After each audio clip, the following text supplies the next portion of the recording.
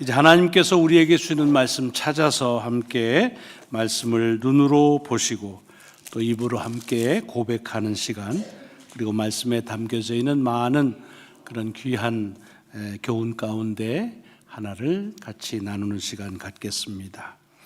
요한복음 21장, 오늘은 22절과 23절의 말씀입니다. 요한복음 21장 22절 그리고 23절의 말씀입니다. 이제 요한복음을 통해서 함께 은혜 나누는 말씀도 이제 거의 마지막에 다다르고 있습니다. 같이 봉독하겠습니다. 시작. 예수께서 이르시되 내가 올 때까지 그를 머물게 하고자 할지라도 네게 무슨 상관이냐? 너는 나를 따르라 하시더라. 이 말씀이 형제들에게 나가서 그 제자는 죽지 아니하겠다 하였으나 예수의 말씀은 그가 죽지 않겠다 하신 것이 아니라 내가 올 때까지 그를 머물게 하고자 할지라도 네게 무슨 상관이냐 하신 것이로라. 아멘, 아멘. 오늘 봉독한 이 말씀이 한 주간, 특별히 거룩한 한 주간을 지내시는 여러분에게 능력이 되시기를 주님의 이름으로 먼저 축복합니다. 주님께서 베드로에게 이제까지는 네가 네 맘대로, 네 힘대로, 네 원하는 대로 살았지만 이제부터는 내가 이끄는 대로, 내가 원치 않아도 그렇게 살 것이라고 하시면서 그렇게 이끌림을 받아 사는 삶이 하나님께 영광을 드리는 삶이라고 하는 그런 말씀을 하시면서, 그러니까 이제부터 너는 나를 따르라 라고 말씀하신 것이 오늘 본문의 말씀에서 이제 이어지는 말씀이었죠. 그러니까 나를 카피해라, 내가 하는 대로만 그냥 그대로 하라 라고 하는 말씀을 하셨습니다. 그러면 베드로는 그런 주님의 말씀에 대해서 제가 그렇게 하겠습니다 라고 대답하든지, 아니면 3년 해보니까 이제는 도대체 못하겠습니다, 아닙니다, 이제 그만하겠습니다 라고 하든지, 아니면 이제 이번에 하면은 정말 잘해야 되니까 시간 좀 주세요 라고 하든지 무슨 반응을 했어야 그것이 상식이고 또 맞는 말입니다. 그런데 우리가 아는 대로 지난주에 생각한 것처럼 그런 주님의 말씀에 대해서 주님에게서 돌이켜서 저쪽에서 오는 요한을 가리키면서 저 사람은 어떻게 됩니까? 쟤는요? 라고 그렇게 말씀했다고 하는 것을 우리가 같이 나눴습니다. 왜 베드로가 요한에 대해서 주님에게 쟤는요, 저 사람은요 라고 물었을까에 대한 해석이 좀 다르다 그랬습니다. 사실은 베드로와 요한은 요즘으로 말하면 스펙이 거의 같지요. 같은 고향 출신, 직업도 같았고, 같은 때에 사명감 받았고, 같은 스승 안에서 같이 동고동락하면서 같이 살고, 지금은 아예 낙향도 같이 하고, 이제는 주님 만나기 전의 삶도 같이 시작하는, 거의 인생의 경험과 이런 것들이 거의 같이 살아온 사람입니다. 자, 그런데 이 베드로가 요한을 향해서 주님에게 물어본 쟤는 어떻게 될까요? 라고 하는 데 대한 해석이 참 묘해요. 유난히 한국 교회는 이것이 서로 베드로가 요한을 경쟁자로 봤다, 그렇게 얘기합니다. 근데 이건 아마 우리의 사회의 문제일지도 몰라요. 우리는 비슷한 환경과 비슷한 스펙을 쌓은 사람을 경쟁의 대상자로 보는 경우가 참 많고, 우리 사회가 그걸 종용할 때도 있습니다. 그래서 이렇게 주님께 쟤는요 라고 말한 것도 자기의 경쟁자인 그런 요한은 어떻게 될 것이냐에 관심이 있었기 때문이라고 말합니다. 그런가 하면 이런 같은 스펙과 배경을 가졌기 때문에 가장 절친한 친구의 미래는 어떻게 될 것인가에 대한 궁금함으로 물어봤다는 그런 해석도 있습니다. 물론 왜 그렇게 했는지는 베드로만 알겠죠. 그러니까 우리가 이거다 저거다 단언할 수는 없지만은 한 가지 중요한 것은 뭐냐 하면 베드로는 주님께서 자기에게 부르시는 그 부르심에 대해서 직접 응답하지 않고 그 부르심을 슬그머니 다른 사람에게 하는 그런 그 부르심으로 이렇게 비껴놨다고 하는 그런 사실을 오늘 그 속에서 같이 나눴습니다. 왜냐? 이게 베드로만 그런 게 아니라 우리도 이럴 때가 참 많다는 거예요. 하나님의 말씀은 은혜로운데 이게 나를 향해서 하신 말씀이 아니라 누구 다른 사람, 특별히 나하고 같이 사는 식구, 나하고 같이 있는 친구, 또 뭐 이런 사람들에게 주신 말씀이다라고 하면서 슬그머니 그 부르심, 그 소명에 대해서 우리는 비껴갈 때가 참 많다 하는 그런 생각을 같이 지난주에 나누면서 은혜를 같이 나누었습니다. 오늘 본문은 바로 그렇게 쟤는요 라고 하는 이 베드로를 향해서 주님께서 하신 말씀이 22절에 나오는데 그 말씀이 오늘 본문의 내용입니다. 뭐라고 그러셨습니까? 22절을 다시 보면 내가 올 때까지 그를 머물게 하고자 할지라도 네게 무슨 상관이냐? 너는 나를 따르라 라고 말씀하셨습니다. 뭐 어려운 말은 없습니다. 그런데 여기서 보면은 주님께서 내가 올 때까지 그를 머물게 하고자 할지라도 라고 하는 이 머물게 한다는 말이 어떤 의미가 있느냐에 또 해석이 좀 달라집니다. 여러 사람들은 이거는 주님께서 이제 베드로에게 말씀하셨잖아요. 너는 이제부터는 내가 나를 인도해서 원치 않는 곳으로 살다가 그렇게 죽을 것이다. 그리고 그것이 하나님께 영광스러운 것이다 라고 할 때에 그 말을 하신 것은 요한이 뭐라고 해석했다고요? 이거는 요한이 어떻게 죽을 것인가에 대한 말씀을 했다고 하는 것으로 이것은 이 베드로는 그렇게 순교해서 죽을 것이라고 예언하신 말씀이라는 겁니다. 그에 비해서 오늘 주님께서는 요한에게 내가 올 때까지 그를 머물게 하고자 한다고 한다면 베드로에게 얘기하는 거예요. 너는 내가 나를 따르게 하고 따르다가 이렇게 삶을 살다 죽게 한다라고 하지만 그러나 이 사람에 대해서 저 사람에 대해서는 내가 그냥 안 죽고 나올 때까지 계속 살게 한다면 이라는 해석이 참 많습니다. 그리고 오늘 본문에도 보면 23절에 그렇게 주님의 말씀이 형제들, 제자들 가운데서도 퍼져나갔다는 거예요. 아, 주님께서 베드로한테 얘기했는데 요한은 안 죽는데 주님 오실 때까지 그대로 산다고 말했대 라고 그렇게 소문이 났다는 거예요. 근데 요한이 그것을 수정하지요. 그러나 주님께서 말씀하신 것은 그 제자, 다시 말하면 자기가 안 죽는다라고 얘기하신 것이 아니라 다만 머문다라고 얘기한 것이다. 이렇게 수정을 분명히 했습니다. 그런데도 불구하고 이 말씀을 읽을 때마다 머물게 한다는 것은 주님께서 요한을 그대로 살려주는 말씀이다라고 우기는 그런 해석도 참 많습니다. 뭐에 근거했는지는 모르겠어요. 그러면 아까 얘기했지만 머물게 한다는 것이 요한은 안 죽고 주님 오실 때까지 계속 산다. 이걸 못해서 그 말이 아니라는 거 아니죠. 주님이 하실 수 있겠지요. 그러나 그 말을 하신 것이 아니다. 다만 머물게 한다고 얘기한 것은 다른 의미가 있다는 뜻이겠지요. 그러면 문맥상으로 보면 이런 뜻이 혹시 담겨져 있는 건 아닌지 모르겠어요. 뭐냐면 지금 베드로에게 너는 나를 따르라 라고 얘기했는데 저 사람은요 라고 하니까 주님께서 내가 그 사람에게는 나를 따르지 않고 그냥 그 자리에 있게 한다 한들 그게 무슨 상관이 있겠느냐라고 말씀하시는 그런 주님을 따르느냐 따르지 않느냐에 대한 말씀으로 그렇게 하신 것이라 이렇게 말씀을 해석할 수도 있을 것입니다.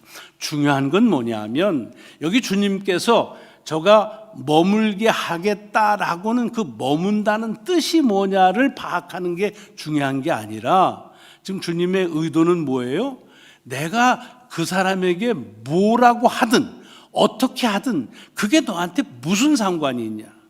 그러니까 너는 나를 따르라 라고 말씀하시는 겁니다. 우리 번역에는 요 전에 나를 따르라고 하시는 말씀이나 지금 다시 너는 나를 따르라고 하는 말씀이 같은 번역으로 되어 있습니다. 근데 원문에 보면 요번 두 번째 말씀하신 때는 조금 더 강한 어조로 말씀하셨어요. 그래서 영어 번역 중에는 여기에 You must follow me 이렇게 번역한 그런 번역들도 많이 있습니다.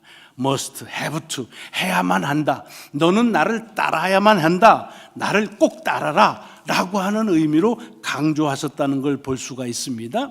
중요한 건 의미는 뭐냐 하면 베드로에게 어떤 의미로 무슨 말을 했느냐, 요한에게 주님께서 뭐라고 했느냐, 그거 파악하는 게 중요한 게 아니라 그 말이 무엇이든지 또 그것이 어떤 행위이든지 상관없이 너는 나를 따라야만 한다라고 하시는 것이 주님께서 베드로에게 주려고 하는 메시지라고 하는 것을 우리가 생각해 보려고 합니다. 왜냐하면 아까도 말씀드렸지만 우리는 다른 사람들이 어떤 대우를 하나님께 받느냐, 대우라고 하니까 좀 이상하지만 이를테면 은혜든지 축복도 그래요. 내가 하나님께서 내게 주신 은혜면 좋아야 되는데, 하나님이 내게 주신 축복으로 좋아야 되는데, 다른 사람은 어떤 은혜를 받았나, 다른 사람은 어떤 축복을 받았느냐 하는 것에 굉장히 민감할 때가 많습니다. 특별히 우리가 거의 비슷한 여건 속에서 신앙생활하면 더 그렇습니다. 지금 우리들처럼 같은 시대에 같은 지역에서 한 교회를 이루고 한 신앙의 공동체에서 신앙생활을 한단 말이죠. 자, 우리들 가운데서 신앙이 막 뛰어나신 분이 있으십니까? 뭐 별로 없지요. 그렇다고 막 처지는 분이 있느냐? 꼭 그렇지도 않습니다. 이걸 신앙을 스펙이라고 말하기는 좀 이상하지만 신앙의 연륜이나 또는 지식이나 경험이나 이런 것들이 다 비슷합니다. 그런데도 이렇게 신앙생활을 같이 하는 분들 가운데 이렇게 보면 저분은 내가 갖지 못한 은사를 받은 게 있는 게 보일 때가 있어요.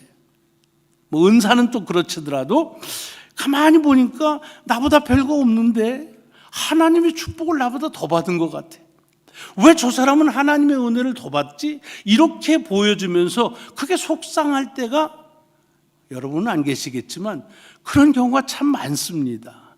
특별히 같은 환경 속에서 지날 때 마치 베드로와 요한의 관계처럼 그럴 때가 있습니다. 그러니까 이게 사실은 옛날 베드로와 요한에게 주시는 말씀이지만 이것이 오늘 우리에게 주는 말씀이라고 하는 건 여전히 우리 가운데에도 이렇게 주님의 말씀을 비껴나가려고 하는 그런 유혹과 더불어서 오히려 하나님께서 내게 지시하시고 내게 분부하시고 내게 베푸시는 것에 집중하지 못하고 다른 사람 것과 비교하다가 그만 내게 참 귀한 은혜를 주셨는데도 그것이 나도 모르는 사이에 불평거리가 되는 경우가 많습니다.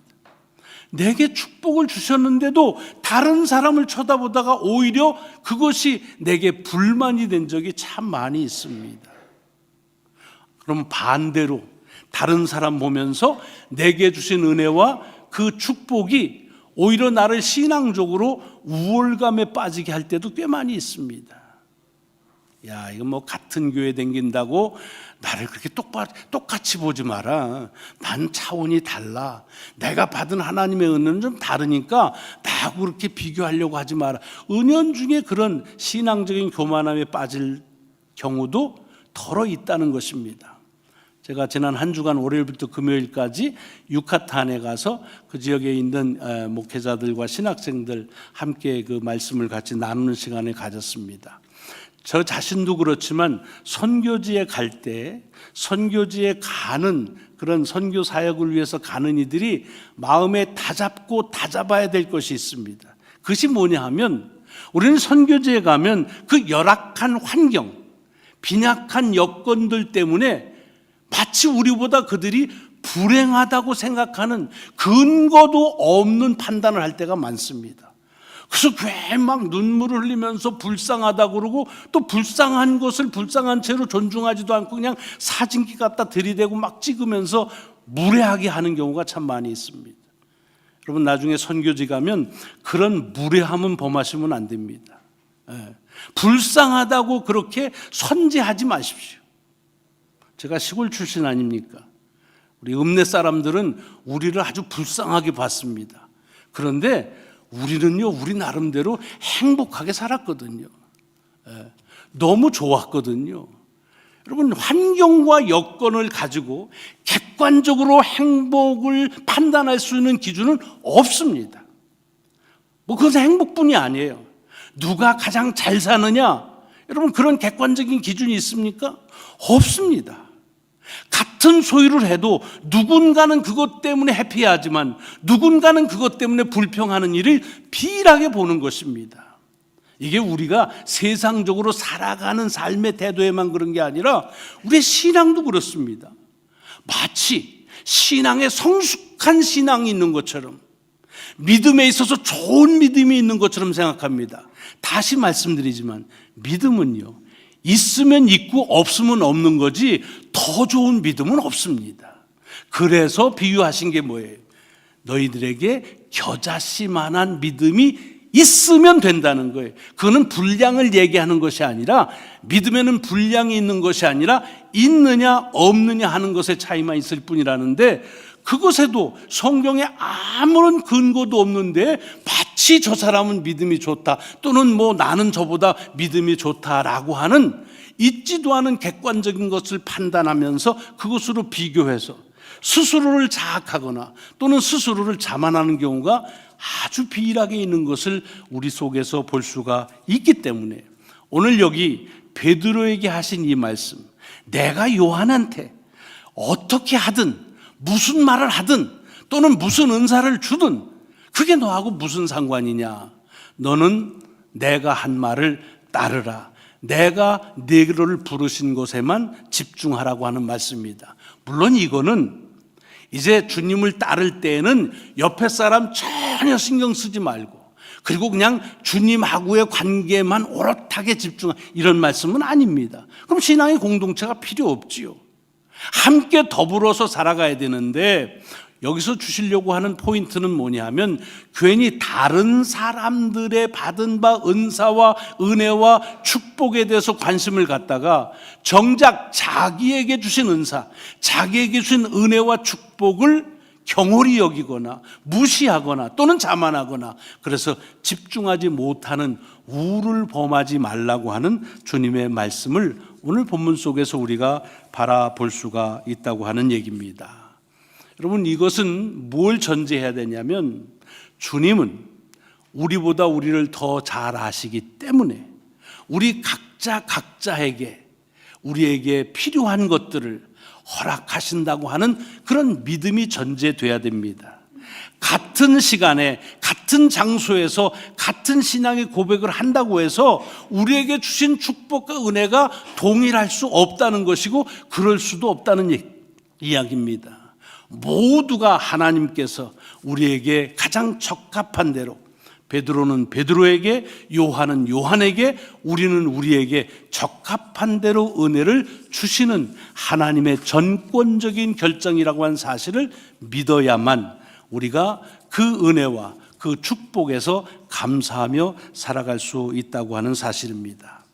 여러분, 복음서를 보면은 주님께서 이런 말씀하셨어요. 누구든지 나를 따라오려거든 뭐를 지고 따르라고? 자기 십자가를 지고 따를 것이니라, 이런 말씀하시죠. 마태, 마가, 누가복음에 다 나와 있습니다. 여러분, 여기서 십자가라는 의미가 중요해요. 근데 여기 십자가의 의미가 아닌 거는, 그 십자가는 여러분의 시어머니나 며느리가 아닙니다. 여러분의 남편이나 아내가 아니에요. 나를 어렵게 하는 것이, 그것이 지고 갈 십자가라는 말은 아닙니다. 그러나 오늘 본문의 말씀에서 이 말씀을 보면 가장 더 두드러지게 나타나는 것은 뭐냐면, 자기 십자가를 지라는 말씀입니다. 누구든지 나를 따라오면 남의 십자가 지는 척하지 마라. 자기 십자가를 지어라, 이 말입니다. 오늘 본문에 있는 말씀에 You must follow me 라고 하는 말이 그런 의미를 가지고 있는 데서 일맥한다고 하는 것을 볼 수가 있습니다. 뭐 비교 안 할 수는 없겠죠. 하지만 만약에 비교한다면 정확하고 객관적이고 적합한 기준을 가지고 해야 됩니다. 그리고 그 기준은 변하면 안 됩니다. 자, 그렇게 놓고 볼 때 그런 객관적으로 변하지 않는 세상에서 가장 행복한 사람에 대한 기준이 있습니까? 세상에서 가장 아름다운 사람이 누구냐 하는 것 있습니까? 가끔씩 보면 무슨 연예계의 뉴스 가운데 뭐 우리나라 예쁜 사람 순위를 매겼대요. 뭐에 근거해서요? 전혀 근거가 없습니다. 아니, 그 근거는 변화할 수밖에 없는 것입니다. 근데 이거는 뭐 세상적이라 할지라도 교회조차도 그렇습니다. 교회가 뭐 10대 교회, 100대 교회 이렇게 하면서 마치 그 교회가 교회로서의 모범적이라고 그러는데, 여러분, 세상에서 손꼽으면서 서열을 매길 수 있는 교회에 대한 객관적인 기준을 성경에서는 말하고 있지 않습니다. 특별히 우리들이 세마는 그 기준은 다를 수밖에 없고, 그것은 우리에게 교만이나 자학으로 빠질 수밖에 없는 결과를 낳을 뿐이십니다. 정당한 기준을 가지면 비교할 수 있겠지만 이 세상에 객관적인 비교의 기준은 없기 때문에, 그렇고 더 나아가서는 하나님이 우리 모두를 고유로 우리에게 소중함으로 만드셨다고 하는 사실을 우리가 믿고 그 신앙으로 시작한다고 한다면 우리 자신에게 집중해야 될 필요가 있다고 하는 말입니다. 제 그 책상에 조그만 그 나무로 만든 화병인데, 뭐 꽃을 꽂으라는 화병은 아니고 뭐 연필 이런 걸 꽂아 놓는 게 있습니다. 거기 보면은 원곡 선생님의 글이 거기에 이렇게 파져 있습니다. 그 글이 좋아서 제가 그 나무 화병을 샀는데, 그게 뭐라고 되어 있느냐면 오늘 말씀하고 연관이 돼서 소개하는 거예요. 거기에 이렇게 아주 짧은 글이 있어요. 산과 들 어느 것 하나 함부로 되어진 것이 없구나 라고 하는 말씀입니다. 그러니까 이렇게 보면서 산과 들이 마냥 함부로 된 것 같지만 어느 하나도 함부로 되어진 것은 없다는 거예요. 섭리라는 거지요. 여러분, 산과 들, 하나님이 지으신 모든 것이 함부로 되어지지 않았다고 한다면, 그렇다고 한다면 하물며 하나님의 형상으로 지음받은 사람은 어떻겠습니까? 사람 중에 함부로 지은 이는 없습니다.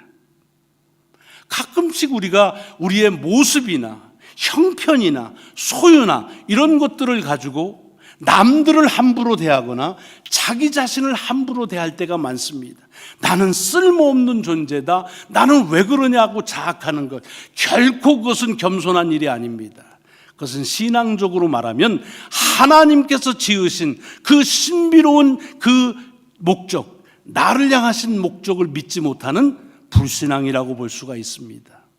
이 세상에 어느 것도 함부로 된 것이 없다고 한다고 한다면 나 자신도 하나님이 얼마나 소중한 목적을 가지고 그리고 지으셨는지를 믿어야 할 것이고, 그리고 또한 그 목적에 집중하며 사는 것이 우리의 삶에 마땅한 것입니다.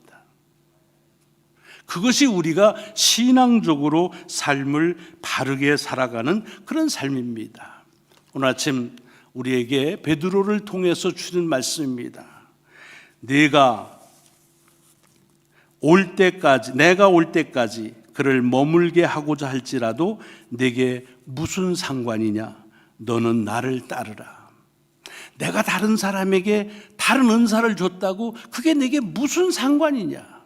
여러분, 고린도전서를 보시면 바울이 고린도 교회에서 일어나고 있는 문제를 지적하는 가운데 가장 큰 문제가 뭐냐면 은사에 대한 비교였습니다. 어떤 사람은 이런 은사, 어떤 사람은 이런 은사를 받으니까 서로 비교하면서 어떤 은사가 더 크냐라고 하는 것을 가지고 교회에서 정말 꼴같지 않은 일이 일어난 것입니다.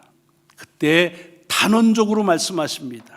하나님의 은사는 하나님이 정한 하나님의 목적을 위해서 하나님께서 정한 시기에만 사용하는 것이다. 그러므로 은사에는 더 큰 것도 없고 더 작은 것도 없고, 더 그것이 훌륭한 은사가 있거나 더 미천한 은사가 있을 수 없다고 하는 그런 말씀을 고린도 교회에 하신 것은 비단 교회 안에 은사의 문제만이 아닐 것입니다. 특별히 우리들 존재에 대해서 우리가 우리 되어 산다고 하는 사실을 소중하게 여기셔야 됩니다. 제가 가끔 말씀드리죠. 여러분, 우리는요, 우리 자신을 함부로 대할 권한이 우리에겐 없습니다. 왜냐? 신앙적으로 우리는 어떤 사람입니까? 하나님께서 당신의 아들을 십자가에서 고난당하게 하심으로도 그렇게까지 하시면서 우리의 죄를 용서하시고 사랑하신 존재이기 때문에 그럽니다. 하나님이 지으시고 완전하다고 그렇게 하셨던 존재가 우리 자신입니다. 그러니까 우리 자신을 함부로 여겨서는 안 됩니다. 그리고 그렇게 우리를 소중하게 여길 수 있을 때에 비로소 다른 사람들도 소중하게 여길 수 있는 삶을 살게 되는 것입니다. 그것을 주님은 뭐라고 말씀하셨습니까? 내 이웃을 내 몸과 같이 사랑하라 라고 하는 말씀을 하신 것입니다. 오늘 주님께서 우리에게 주신 은사, 축복, 은혜에 대해서 집중하지 못하고 다른 사람들의 은사, 은혜, 축복을 그것을 기웃하는 그런 마음이 우리에게 설령 있다면 베드로에게 주님께서 하신 말씀을 우리에게 주는 말씀으로 들으셔야 됩니다. 내가 그에게 뭐라고 했든 그에게 무슨 일을 향하든 그게 내게 무슨 상관이 있느냐? You must follow me. 너는 나를 따라야만 한다 라고 하는 이 음성이 여러분과 저를 향하신 주님의 귀한 말씀으로 그렇게 믿고 같이 이 아침 주님의 말씀으로 나누었습니다. 기도하시겠습니다. 하나님, 우리를 참으로 귀히 여기시고 그래서 죄를 용서하시고 다함없는 사랑으로 우리를 이렇게 살게 하시고 예배자로 세워 주신 은혜가 있습니다. 그런데도 우리는 자꾸만 하나님이 다른 사람에게는 어떻게 했나? 다른 사람은 뭐 받고 사나?